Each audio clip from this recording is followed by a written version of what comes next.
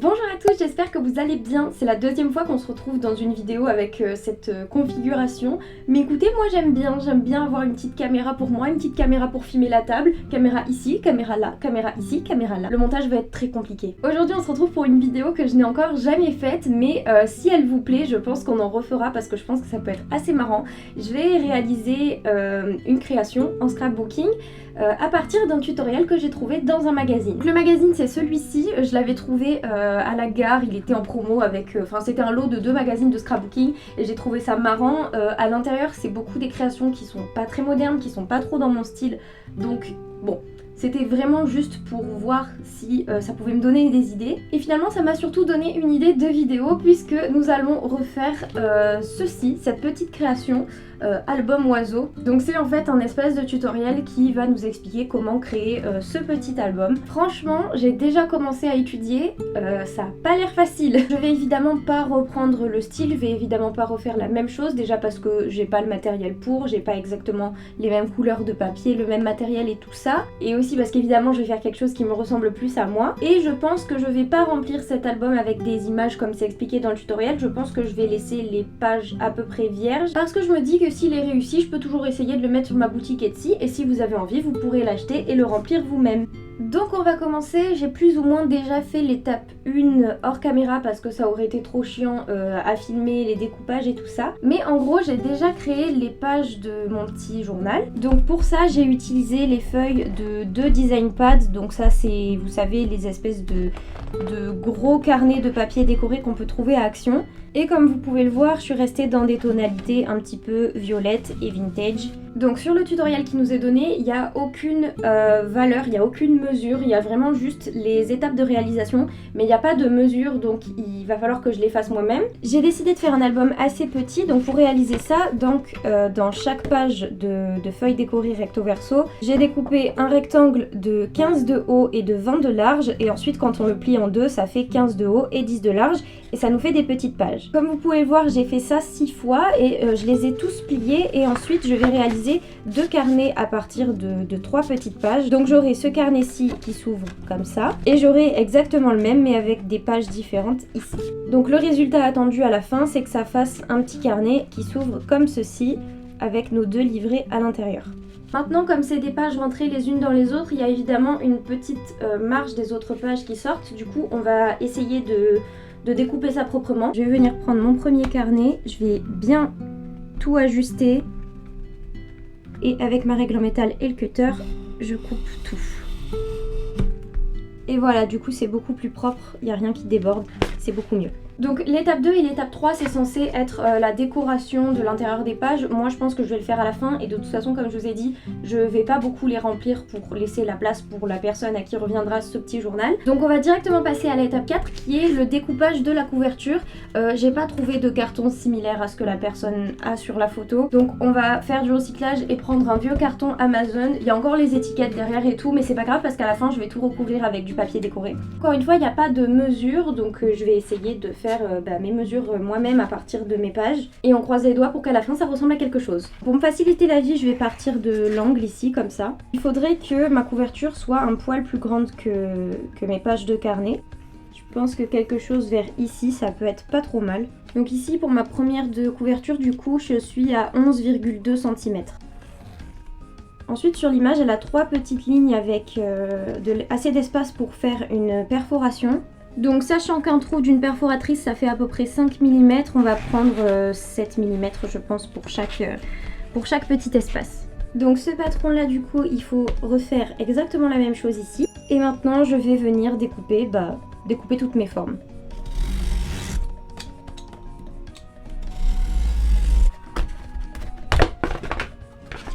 Donc maintenant il va falloir perforer au bon endroit. Il y a 3 trous à ce niveau là.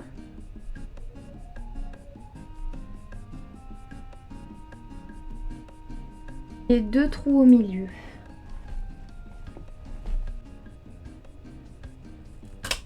Bon vous voyez j'ai mis 8 mm du coup, pas 7 par fraction. Et c'est vraiment tout ce qu'il faut quoi. Il faut vraiment pas faire plus petit sinon ça passe pas.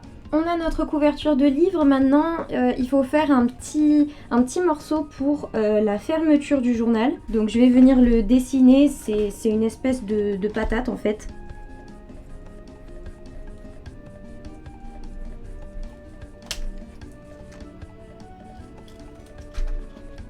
Ça ressemble à peu près à ça, ça me semble pas trop mal. L'étape suivante, ça va être de décorer notre couverture. Alors pour ça, la personne, elle a appliqué des encres, de la peinture et tout ça.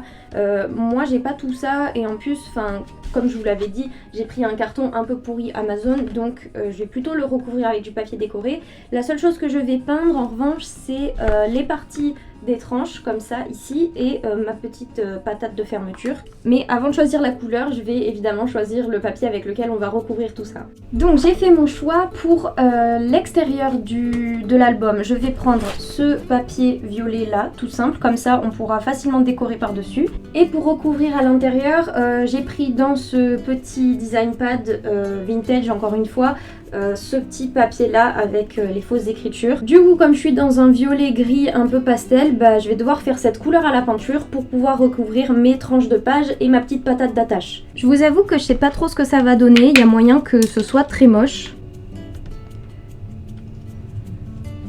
Mais du coup pour mes couleurs, je vais prendre un peu de blanc, un peu de violet et un petit peu de gris. Bon, là j'ai quelque chose de pas trop mal, je crois que je vais pas mélanger plus parce que ça sera sympa les différences de couleurs. Je vais prendre mon pinceau éponge et c'est parti. Il faut que tout soit fait recto verso, mais je vous avoue qu'en fait il n'y a qu'une seule partie à la fin qu'on verra de la tranche. J'essaierai de faire en sorte que ce soit la partie la mieux peinte. Je mets une petite pince comme ça, je peux poser à la verticale mon petit carton, comme ça il sèche. Mes tranches de pages sont peintes, on voit presque pas la différence avec le papier que j'ai choisi. Bon, je sais pas si ça va le faire ou pas, mais on va dire que ça ira. Là on arrive à une étape assez difficile, ça va être de relier tout ça. Et il y a quelque chose que je comprends pas, c'est qu'il faut découper une partie de la tranche, mais j'ai pas compris où est-ce qu'elle nous resservait après. Écoutez, on va la découper et on verra si j'arrive à comprendre plus tard à quoi ça servait.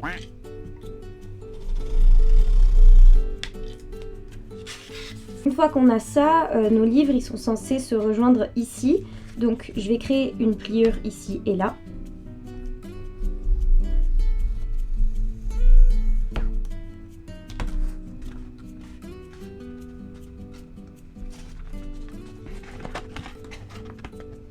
On va reprendre la perforatrice parce qu'il faut faire un trou au milieu.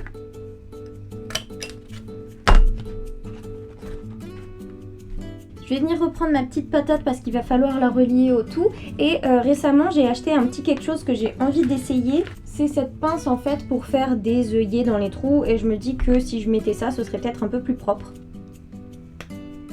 Ok, il faut avoir de la force.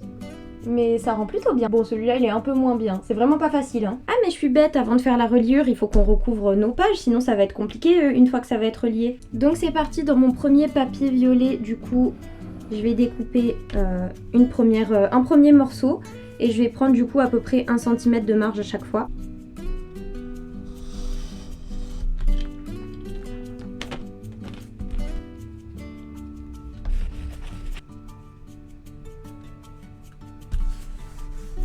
Voilà ce que ça donne. Maintenant je vais venir rabattre tous mes petits bords comme ça. D'abord il faut faire une encoche en haut.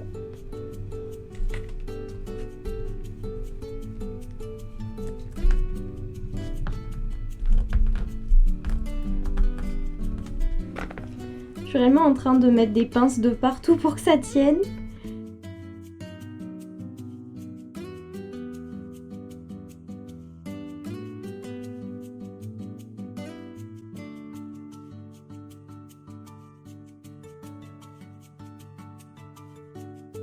Cette fois, on va passer à la partie la plus compliquée. On va assembler notre petit livret. Donc pour ça, on va prendre de la ficelle, mais d'abord, je vais fixer les deux parties ensemble avec un pistolet à colle. Et d'ailleurs, je me suis rendu compte, j'ai suivi la notice, mais elle disait qu'il fallait mettre le petit trou du milieu ici.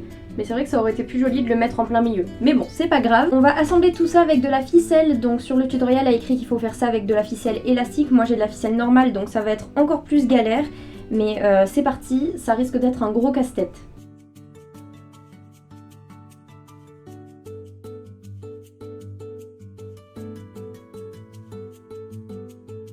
Donc j'ai pris un immense bout de ficelle et je vais essayer de reproduire le chemin qui est indiqué dans le tutoriel, mais c'est pas hyper bien expliqué.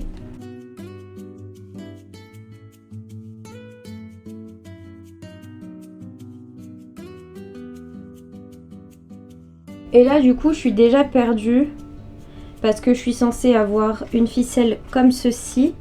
Mais ensuite, il faudra que je passe dans le trou de là pour aller faire la fermeture. Je pense que je vais recommencer, ça sera plus simple.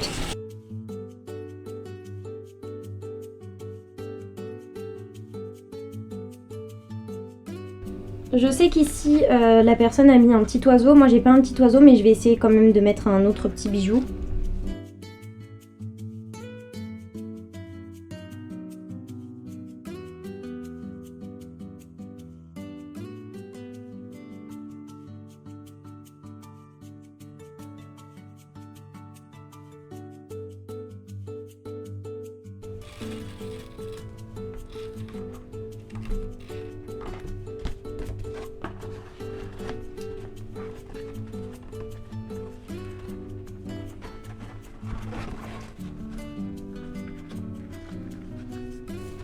Donc là, ça y est, je peux enfin caler ma deuxième partie de carnet,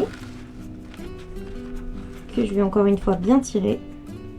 Et vu qu'il me reste beaucoup de ficelles, je vais pouvoir faire un deuxième tour, comme ça je pourrai bien solidifier. Donc je vais repasser une deuxième fois dans le trou. Je repasse à l'intérieur de ma page, je repasse encore au centre de mon deuxième carnet. Et là, je vais pouvoir venir faire un nœud. Et en théorie, si je me suis pas trompée, je devrais pouvoir fermer mon journal. Bon, du coup, c'est pas parfait. Ça aurait mérité d'être un peu plus fermé, mais c'est assez compliqué étant donné que je n'avais pas de ficelle élastique et que j'ai juste de la ficelle normale. En tout cas, l'intérieur est pas mal. Maintenant que j'en ai fini avec la forme, je vais pouvoir décorer tout ça et puis je vous montre le résultat final.